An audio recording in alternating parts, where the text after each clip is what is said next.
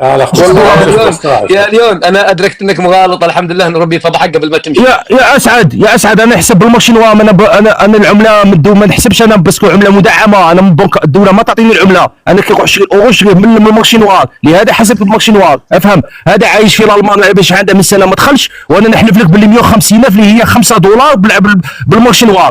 يا اسعد نكذب عليك، هادو ماشي عايشين هنا. هذا كونغستر يقول لك 15 دولار هي قيمه 4000 دينار، 15 اورو. يا اسعد انا نشتري كل يوم العمله الصعبه. يا اسعد يجي هذا يقول لي 15 اورو. يا اسعد انا على بالي قسمت برب السماوات والارض ونتحاجك امام الله باني نخلص. وهي قيمه 5 دولار وهي على سومه 25.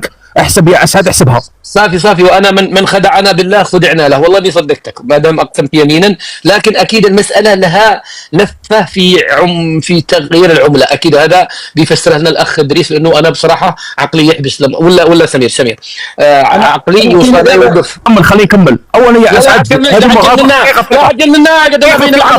يا اسعد دقيقه. اولا هذو مغاربه يا اسعد عايشين على التاريخ. احنا عندنا المفكر مالك بن نبي يقول لك العرب يقول لك العرب ما عندهمش مستقبل، عندهم الحاضر والمستقبل هو التاريخ. وكل الدول العالم عندهم المستقبل وعندهم الحاضر والمستقبل، اما العرب عندهم الحاضر والمستقبل هو التاريخ. ما عندنا نحن العرب يا اسعد، هذه هما المغاربه. تبقى على خير يا اسعد. شكرا. خليك ليون دقيقه لو سمحت، خليك ليون دقيقه. اذا قبل ان ناخذ سمير مداخله ادريس سريعه. استسمح من سمير غير اخر ما ختمت به قلت مالك بن نبي، وانت لم تعمل بمالك بن نبي. اول حاجه دارها بومدين جرى عليه واستقبله المغرب، ولم تستفيدوا من بومدين من مالك بن نبي اللي كتب كتاب ديالو الشهير سماه شروط النهضه. انتم ما درتوش به، انتم اتنكروا هذا. انتم جريتوا خلاف بين رجلين يا اخي، خلاف بين انت شو دخلك؟ خلاف بين رجلين، هذا عندنا مفكر وانت تتقلص شخصيته. هذا الجزائري يا الجزائري لم تستفيد منه، يا جريتوا عليه ما بنيتوش به البلاد. هذا ماشي مهمنا. اخي اسعد حينما يتكلم على ثمن الغاز سولو هو كم تخسر الدوله في اطار صناديق الدعم الذي تعوض الفارق. سولو اعطينا الجواب.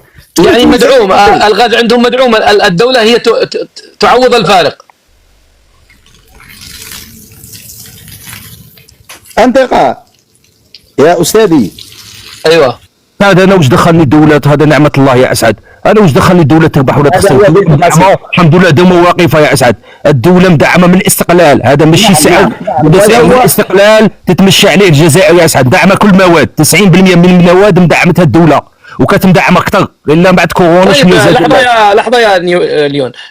استاذ ادريس، يعني اقتصاديا انا قلت لك شوف انا في الاقتصاد صفر، سامحني اذا حتى طلعت اسئلتي بليده اعذرني يا صاحبي. ما المشكله ان الدوله تدعم وتخفف على المواطن؟ هذا هو بيت قصيد. هذه الدولة الاجتماعية والدولة الريعية هو أن في سنة 2025 الدولة الجزائرية وضعت ثلث ميزانية الدولة اللي هي 44 مليار ديال الدولار اللي قادرة تبني الدولة الجزائرية كومبلي، وضعتها في صناديق الدعم باش يعيشوا الجزائريين باش تخلص فارق الثمن حتى يطلع علينا الجزائريين يتكلم. السؤال المطروح الآن، هذا 40 مليار اللي غياكلوها الجزائريين سنة 2025 من سيؤديها؟ ستؤديها الأجيال القادمة. هل هي عبارة عن مشاريع قومية؟ هل هي بناء الاقتصاد؟ هي فقط نسبة الثمن حتى يعيش، وهي لشراء السلم الاجتماعي داخل الدولة الجزائرية. يعني أستاذ إذا رفعت الدولة دعمها هل سيعيش الإنسان؟ والله العلي العظيم لن أعطيك أقل من شهر لن يبقى جزائريون في الدولة الجزائرية.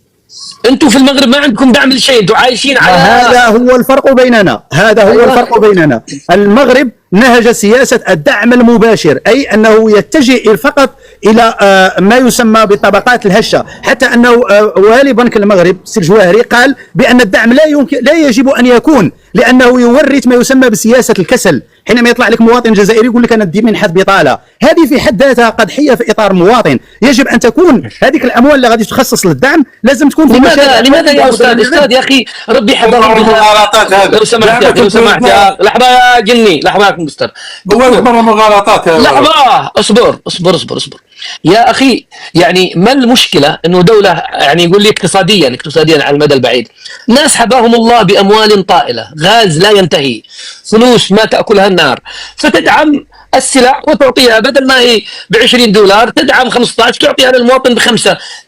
أين الخلل هنا؟ بالعكس هذه قمة الرفاهية يا أخي. نعم، وهذا هو بيت الخلل. أين يتجلى الخلل؟ متى تصل الدولة إلى مسألة الدعم بدون أن تدوي على هذه المسألة. حينما يكون لديها اقتصاد كبير، يكون له إنتاج، يكون له أمور أخرى كثير، لكن أنك تتوجه، يعني تخيل بأن ميزانية الدولة كاملة الثلث ديال الميزانية كان لتأدية الرواتب عبارة عن 40 مليار، ثم 44 مليار مشات لصناديق الدعم، 25 مليار مشات للتسلح، ولم تترك الجزائر من، تخيل الرقم كم هو، 124 مليار دولار تدفع من جيبك انت منه. دقيقة لحظة يا ليون خلينا نفهم المبادئ الاقتصادية، لا تتكلم شيء مثلي أنا وأنت مكلخين في الاقتصادية يا ليون. اسمع، هذا الرجل فاهم، خلينا نفهم ايش الفرق بين ما الأضرار إنه دولة تدعم المواطن، وما الفائدة في إنه دولة تترك مواطنها دون دعم. نعم، دابا الدولة الجزائرية في سنة 2025 كما قلت في البداية داروا ميزانية للإنفاق الحكومي هي 124 مليار ديال الدولار. تخيل بأن قلت بأن 40 مليار ستؤدى إلى الرواتب، 44 مليار إلى صناديق الدعم، 25 مليار تسلح، ولم توجد في ميزانية الدولة إلا 13 مليار للاستثمار. يعني تخيل أنت بهذا الهدر ديال الأموال من 124 مليار لم تترك في بناء الدولة إلا 13 مليار طبقا للجريدة الرسمية الجزائرية. المشكل هو حينما لا بالمفهوم تاعك انت كما تدعم تقول لهم عيشوا في الفقر المدقع. حنايا نستقروا وانتم يا كسر يا اخي المقاربه تاعك غير سليمه. دقيقة اسمع أنا أقول أنا كمواطن مغربي أفهم في الاقتصاد، أنا ما تعطينيش منحة بطالة وما